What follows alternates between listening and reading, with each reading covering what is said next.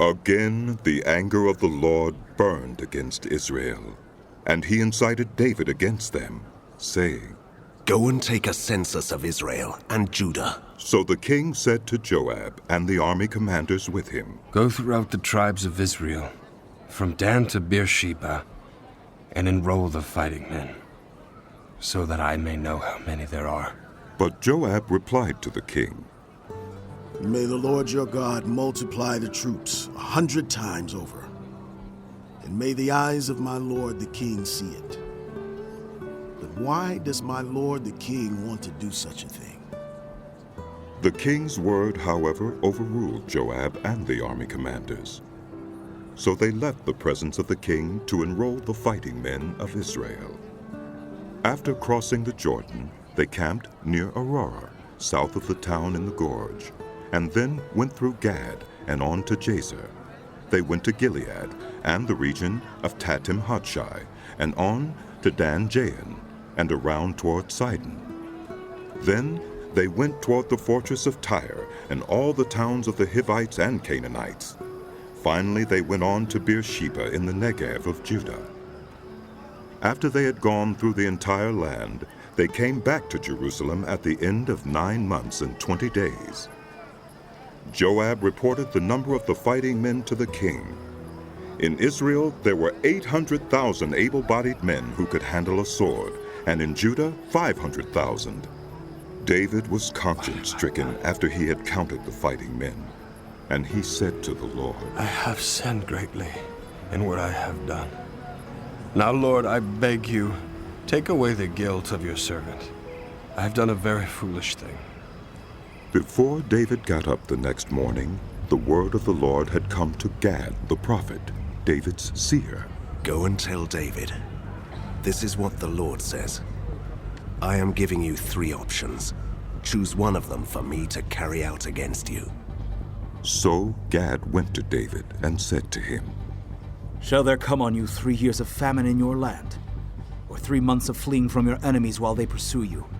Or 3 days of plague in your land? Now then, think it over and decide how I should answer the one who sent me. David said to Gad, I am in deep distress. Let us fall into the hands of the Lord, for his mercy is great. But do not let me fall into human hands.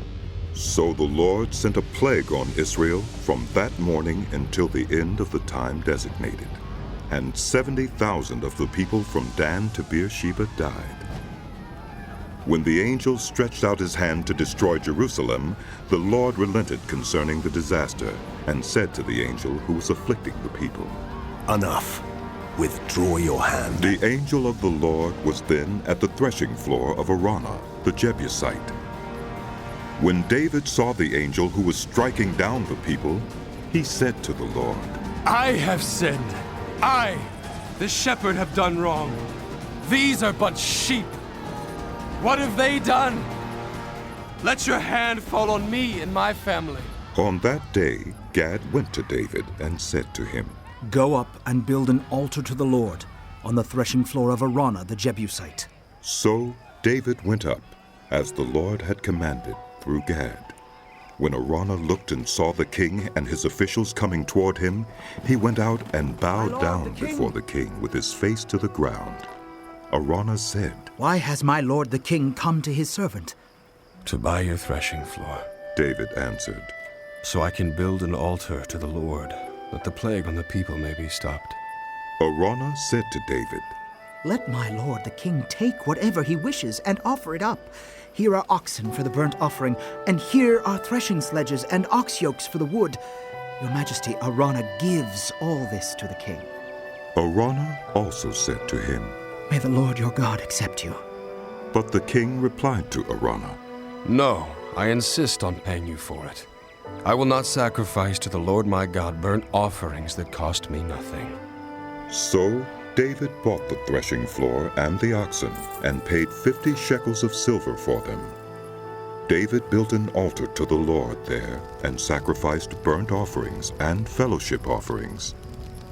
Then the Lord answered his prayer in behalf of the land, and the plague on Israel was stopped.